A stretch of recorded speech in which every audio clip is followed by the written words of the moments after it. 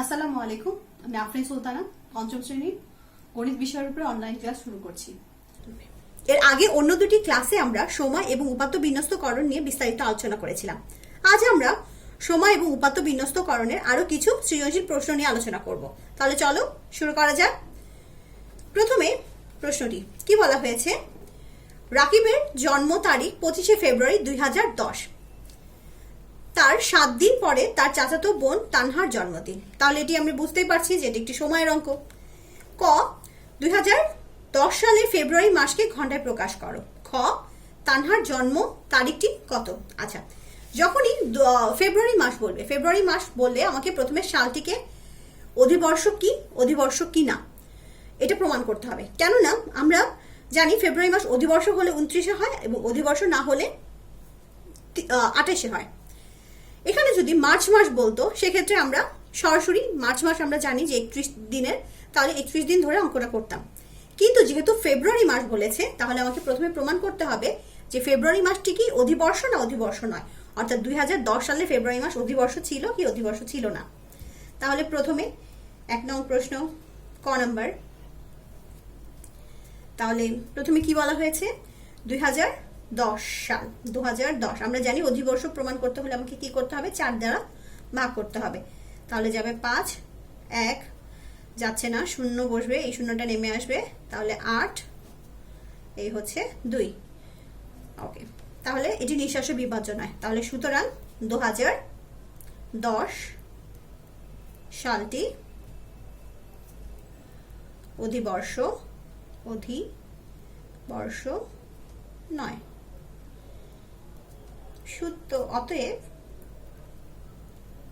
অতএব ফেব্রুয়ারি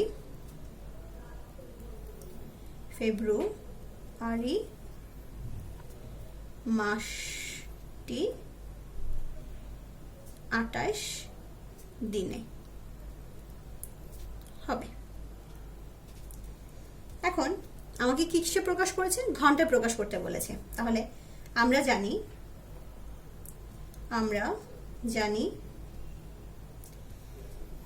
একদিন সমান 24 ঘন্টা।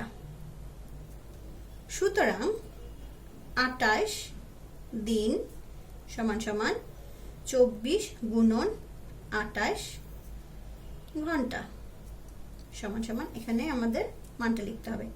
তাহলে এখানে আমরা রাফটা দেখাবো, অর্থাৎ 28 গুণন 24। 28 গুণন 24 হবে হচ্ছে 8 8 16, 3 24, 4টা 32, 2 হাতে আমার 3, আর হচ্ছে 4 দুগুণে 8, 8 আর 3 11, 0 বসবে, 16 6 হাতে আমার 1, 4 আর 1 5, তাহলে এই 2, এটা 7, 6, অর্থাৎ 672 ঘন্টা। ওকে, 672 ঘন্টা, অর্থাৎ 2010 সালের ফেব্রুয়ারি মাসকে ঘন্টায় প্রকাশ করলে তা হবে 672 ঘন্টা। উত্তর 672 ঘন্টা। আচ্ছা, এবার খ নম্বরে কি বলেছে? খ নম্বরে বলেছে যে তানহার জন্ম তারিখ কত?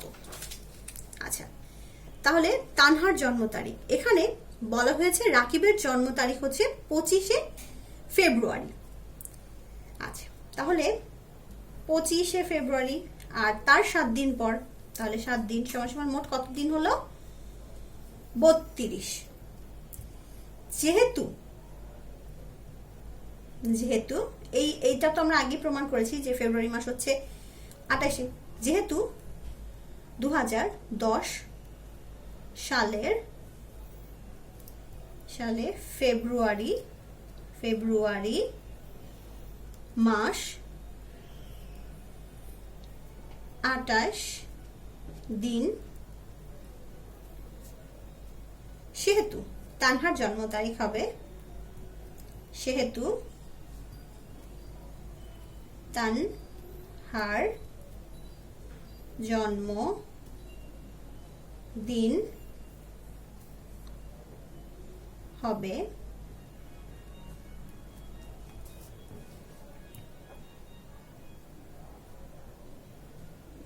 32 মাইনাস কত 28,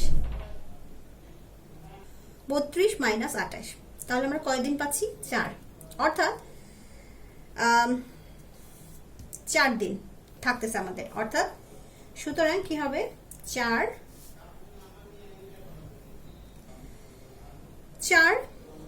মার্চ 2010। এবার আসো 2 নম্বর প্রশ্নটা। এখানে কি বলা হয়েছে, কমল সাহেব 2012 সালের ফেব্রুয়ারি মাস ঢাকায় ছিলেন। ক, তিনি কত ঘন্টা ঢাকায় ছিলেন। খ, তিনি কত সেকেন্ড ঢাকায় ছিলেন। তার মানে প্রথমে আমাকে কি করতে হবে, আবারও বলছি ফেব্রুয়ারি মাস, তাহলে আবারও আমাকে অধিবর্ষ প্রমাণ করতে হবে। কিন্তু যদি এটা ফেব্রুয়ারি না বলে মার্চ বলতো তাহলে কিন্তু আমি এই পার্টটা করতাম না। তাহলে প্রথমে হচ্ছে কি, আমাকে প্রথমে করতে হবে হচ্ছে সেই আগের অঙ্কটার মতোই, অর্থাৎ এর আগে যে অঙ্কটা করলাম আমরা সেটার মতো করেই 4 দিয়ে ভাগ করব। তাহলে 5, 1 নামলো, যাচ্ছে না 0 বার, তাহলে এই 2টা নামিয়ে নিয়ে আসি। এবার 12 যাবে 3 বার। তাহলে যেহেতু নিঃশেষে বিভাজ্য, তাহলে সুতরাং 2012 সালটি অধিবর্ষ, অর্থাৎ ফেব্রুয়ারি মাস কত দিনের, 29 দিনের। আমরা জানি 1 দিন সমান সমান 24 ঘন্টা। একদিন সমান সমান কত ঘন্টা, 24 ঘন্টা।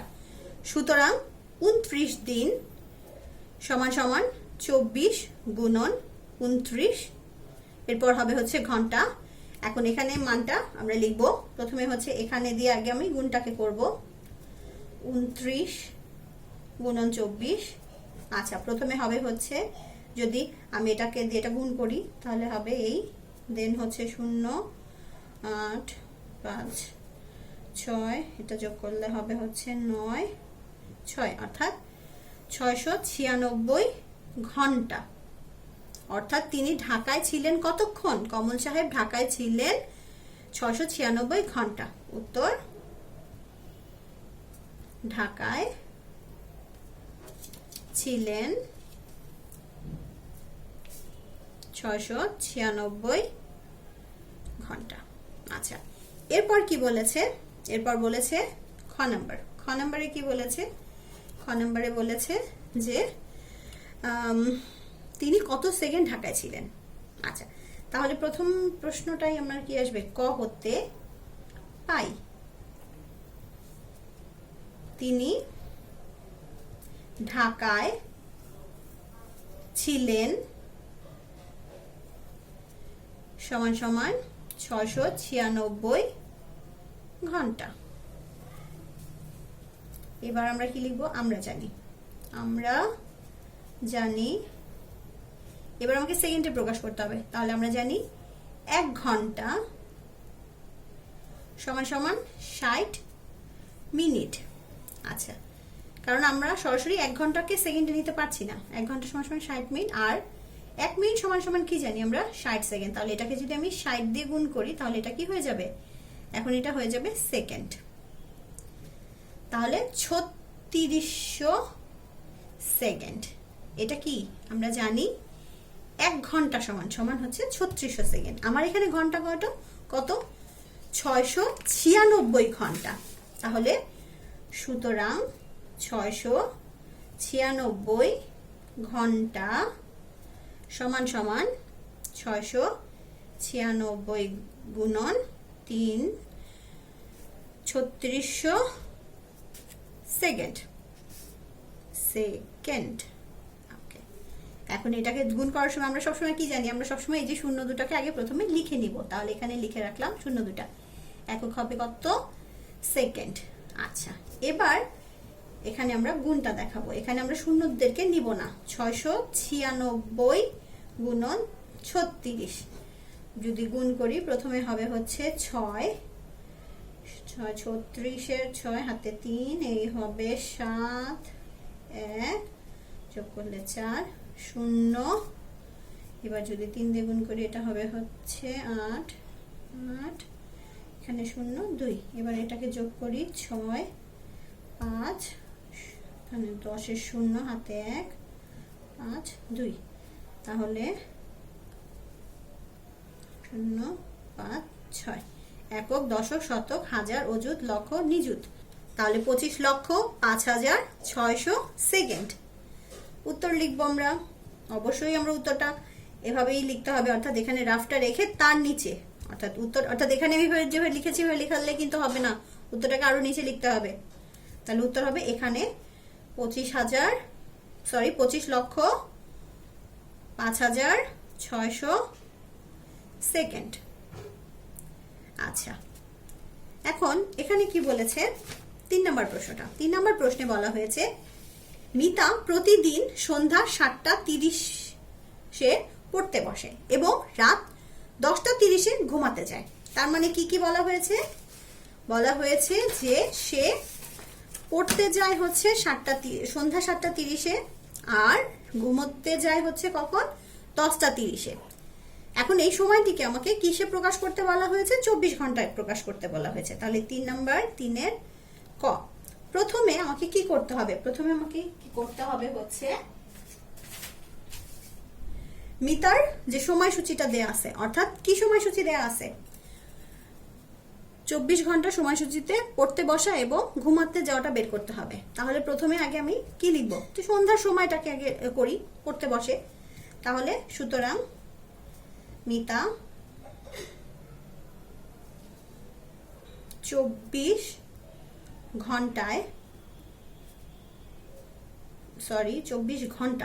ঘন্টা সময়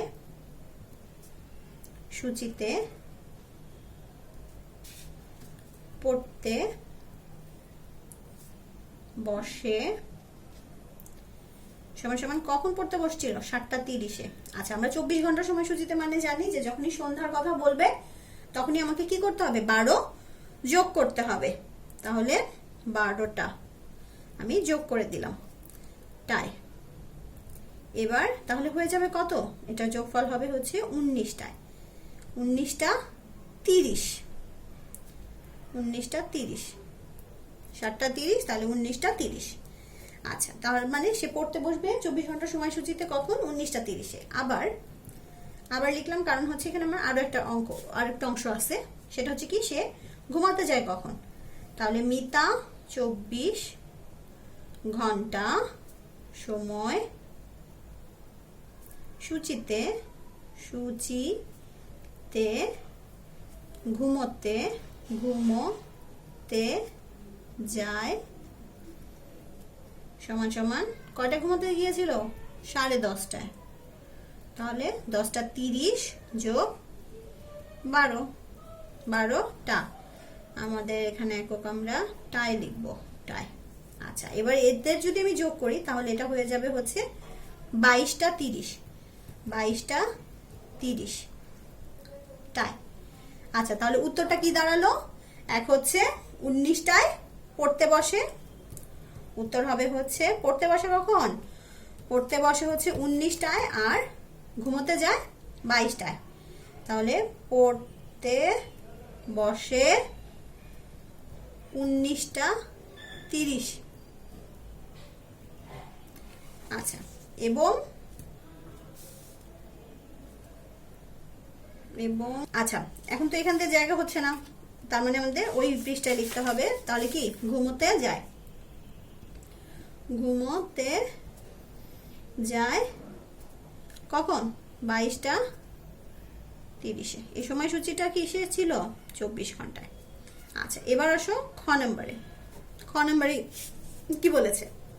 খ নম্বরে বলেছে সে মোট কত ঘন্টা পড়ে। তাহলে সে ঘুমোতে যায় কখন? রাত্রেবেলা 10টায়। প্রথমে কি কি দেওয়া আছে আমরা সেটা লিখে নিব। দেয়া আছে মিতা ঘুমোতে যায় রাত 10টা 10টা 30-এ। আচ্ছা, এবং মিতা পড়তে বসে সন্ধ্যা 7টা 30-এ। আচ্ছা, এখন কি বলা হয়েছে, সে কতক্ষণ পড়ে, তাহলে ঘন্টা আর এটা কি মিনিট, এখানে তো সেকেন্ড নেই, তাহলে আমাদের ঘন্টা আর মিনিট, ঘন্টা কত, প্রথমে হচ্ছে 10 আর এখানে মিনিট হবে কত 30। আচ্ছা, এখানে 7, এখানে হবে হচ্ছে কত 30। আচ্ছা, এবার আমরা এটাকে কি করব, বিয়োগ করব। বিয়োগ করলে এখানে মিনিট বিয়োগ করলে 0 মিনিট হয়ে যাবে, 0 মিনিট, কারণ 30 থেকে 30 বাদ দিলে 0 হবে। 10 থেকে 7 বাদ দিলে 3 ঘন্টা, তার মানে সে কতক্ষণ পড়ে, 3 ঘন্টা 0 মিনিট। উত্তর, সে মোট পড়ে 3 ঘন্টা, 0 মিনিট আর না লিখলেও চলবে, 3 ঘন্টা সে পড়ে। আচ্ছা, এবার 4 নম্বর প্রশ্নটি কি বলা হয়েছে, নিচের সারণীতে একটি বিন্যাসের 5ম শ্রেণীর শিক্ষার্থীদের গত মাসের উপস্থিতির সংখ্যা দেয়া হলো। ওপরে উপস্থিতির শ্রেণী ব্যবধান শিক্ষার্থীর সংখ্যা, এখানে শ্রেণী ব্যবধান 5 থেকে 9, সেখানে শিক্ষার্থীর সংখ্যা হচ্ছে 2 জন, 10 থেকে 14 3 জন, 15 থেকে 19 7 জন, 20 থেকে 24 8 জন, 25 থেকে 29 5 জন। ক, কোন শ্রেণী ব্যবধানে শিক্ষার্থীর সংখ্যা বেশি? এই প্রশ্নটি আমি সারণীটা যদি খেয়াল করি তাহলে আমরা পাবো, দেখো এখানে বলা হচ্ছে কোন শ্রেণী ব্যবধানে শিক্ষার্থীর সংখ্যা বেশি, তাহলে অবভিয়াসলি এখানে দেখা যাচ্ছে যে এখানে 8 হচ্ছে সবচেয়ে বড় সংখ্যা। এই যে এখানে যে শিক্ষার্থীর সংখ্যাগুলো আছে এর মধ্যে সবচেয়ে বড় হচ্ছে 8, তাহলে 8 কোন শ্রেণী ব্যবধানে আছে, 20 থেকে 24, তাহলে ক এর অ্যান্সার হবে কি 20 থেকে 24।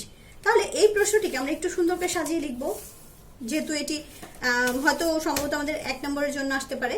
তাহলে 4 এর ক, প্রথমে আমরা লিখব এভাবে, সারণী হতে দেখা যায় যে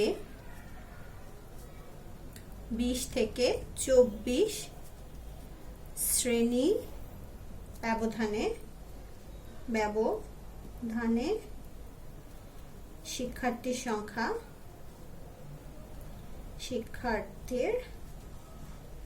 সংখ্যা বেশি।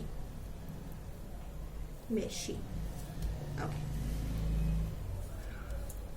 এরপর কি বলেছে, খ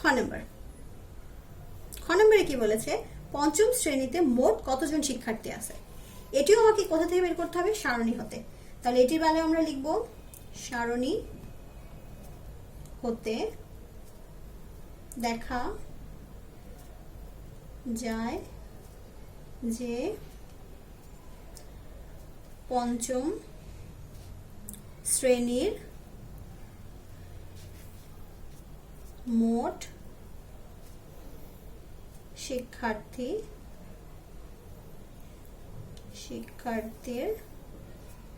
সংখ্যা সমান সমান, প্রথমে কত আছে 2, তারপরে কত আছে 3, তারপরে 7, তারপরে 8, তারপরে 5 জন, সমান সমান আমরা কি পাচ্ছি, যোগ করলে পাবো হচ্ছে 25 জন। এবার গ নম্বরে কি বলেছে, 15 থেকে 19 শ্রেণী ব্যবধানে শিক্ষার্থীর সংখ্যা শতকরা কত? তাহলে 15 থেকে 19 শ্রেণী ব্যবধানে শিক্ষার্থীর সংখ্যা কত, 7। এটা প্রথমে আমাকে এটা লিখে নিতে হবে, কি 15 থেকে, এটার বেলায় কি লিখবো, সারণী হতে দেখা যাচ্ছে যে 15, এখানে আমি দেওয়া আছে লিখবো না, এখানে লিখবো সারণী হতে দেখা যাচ্ছে যে কি 15 থেকে 19 শ্রেণী ব্যবধানে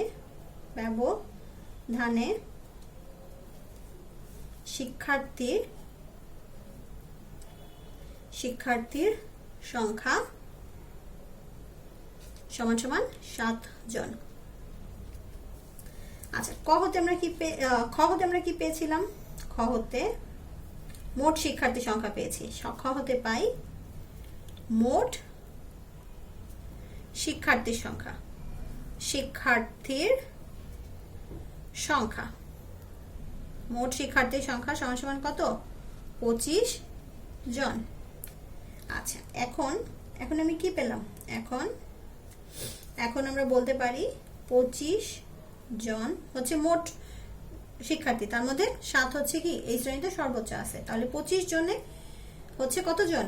মধ্যে 25 জনের মধ্যে হচ্ছে 7 জন। 25 জনের মধ্যে এই শ্রেণীতে শিক্ষার্থী হচ্ছে 7 জন। সুতরাং একজনের মধ্যে শিক্ষার্থী 7 ভাগ 25 জন।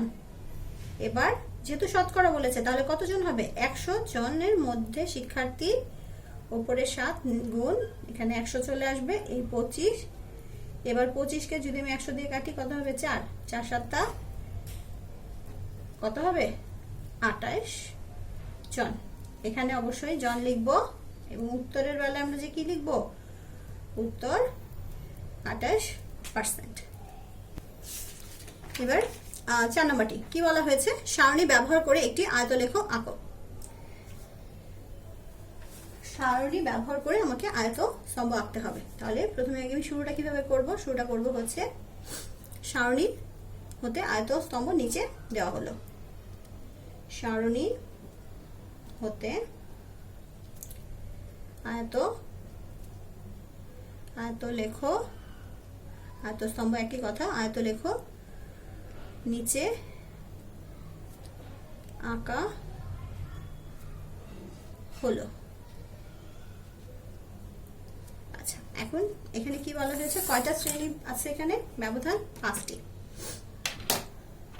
যখন 5টি শ্রেণী ব্যবধান, তাহলে আমরা এখানে নিব হচ্ছে এইদিকে এভাবে একটা সারণী তৈরি করছি। এই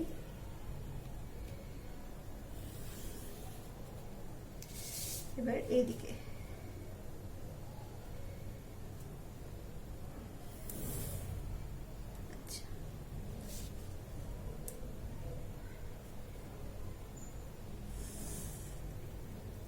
একটা, আমাদের এখানে ঘর নিতে হবে কয়টি? মোট 6টি। 2, এই হচ্ছে 3, এই হচ্ছে 4, এই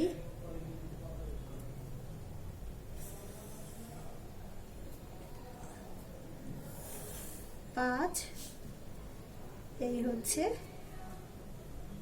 6। তাহলে এবার এদিকে কত নিব? সর্বোচ্চ আমাদের কত আছে সংখ্যা? 8। তাহলে আমি 8 পর্যন্ত নিতে পারি, 9 পর্যন্তও নিতে পারি। 1, এই হচ্ছে 2,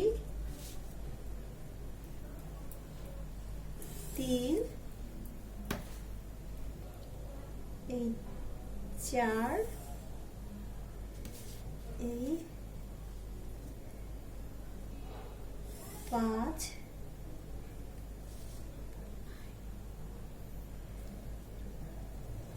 6, 7। আমার একটি ঘর কি হয়ে গেছে? কম হয়ে গেছে। 1, 2, 3, 4, 5, 6, 7, 7টা হয়ে গেছে। এখন আমাদের আরেকটা ঘর লাগবে। সেক্ষেত্রে আমি এখান থেকে একটি ঘর বাড়াতে পারি।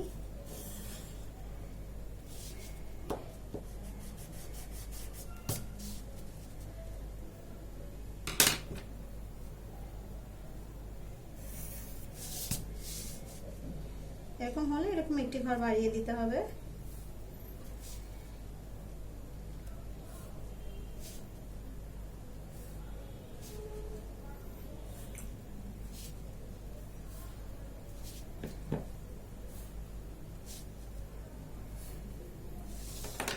আগের ভিডিওটিতে কিন্তু আমরা এরকম দেখিয়েছিলাম। আচ্ছা, উপরের এগুলোকে আমরা মুছে দিতে পারি।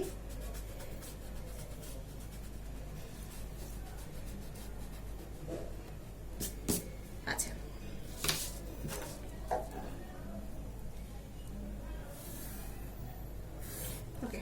প্রথমে আমরা এই ঘরটিকে কি রাখবো, ফাঁকা রাখবো। তারপরে যে ঘরটি আছে এটি হচ্ছে কি 5 থেকে 9, তাহলে এই ঘরটি হবে হচ্ছে 5 থেকে 9। এরপরের ঘরটি হচ্ছে 10 থেকে 14, তারপরেটি হচ্ছে 15 থেকে 19, এরপর হচ্ছে 20 থেকে 24, তারপর হচ্ছে 25 থেকে 29।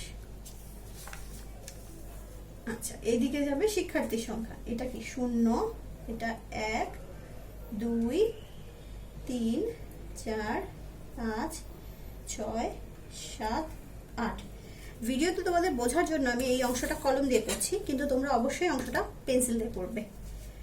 তাহলে প্রথমে হচ্ছে কয় ঘর, 2 ঘর। তাহলে হচ্ছে এই আমার 2, এটাকে আমরা এই সাইডে গাঢ় করে দিব যাতে ঘরটা বোঝা যায়। এই হচ্ছে প্রথম স্তম্ভটি, এটি কত 2। পরের স্তম্ভটি কি ছিল, 3 সংখ্যার ছিল। তাহলে এইভাবে এই যে এটাকে করে দিলাম, এই হয়ে গেল 3 সংখ্যার। এর পরের স্তম্ভটি কয় সংখ্যার, এর পরের স্তম্ভটি হচ্ছে 7 সংখ্যার। তাহলে এই 7 পর্যন্ত এই দিলাম। এবার এইদিকে এটাও 7 পর্যন্ত হবে এবং এইদিকে আমরা 7 পর্যন্ত দিয়ে দিচ্ছি। আচ্ছা, এর পরের যে ঘরটি অর্থাৎ 20 থেকে 24, এটি সর্বোচ্চ ঘর, উচ্চ ঘর ছিল। এটি কত পর্যন্ত ছিল, 8 পর্যন্ত। এদিকে যদি আরেকটা ঘর আমরা বেশি নেই, অর্থাৎ 8টা ঘর না নিয়ে 9টা নেই, তাহলে স্তম্ভটি আরো সুন্দর হবে। আমি যেহেতু একটা ঘর কম নিয়েছিলাম এজন্য ওটা নিতে পারছি না। তাহলে এবার কি আছে 5, তাহলে 5 পর্যন্ত মানে হচ্ছে 1 2 3 4 5, এই হচ্ছে এই পর্যন্ত হচ্ছে পঞ্চম ঘর, এই 5 পর্যন্ত। এবার এটাকে এভাবে যোগ করে দিই, ব্যাস হয়ে গেল। এবার এটিকে একদম ভালোভাবে বোঝা যাচ্ছে। এরপর আমরা কি করব, একটি রাবারের সাহায্যে এই মাঝখানের যে ঘরগুলো আছে এগুলোকে একটু মুছে দিব, তাহলে স্তম্ভগুলোকে একদম সুন্দর দেখা যাবে। ঠিক আছে, এগুলোকে একটু মুছে পরিষ্কার করে নিবে। অথবা এটাতে আমরা একটা কাজ করতে পারি কি, এভাবে পেন্সিল দিয়ে এটাকে এভাবে বার করে দিতে পারি। যেটা তোমরা পছন্দ করো সেটাই করা যাবে, যে কোনো একটা করলেই হবে, দুটো করতে হবে না, একটা করলেই হবে। এভাবে করে আমরা এটাকে কি করতে পারি, পুরোটা ঘর এভাবে একটু দেখবে যাতে এটা এই যে বাইরে না আসে।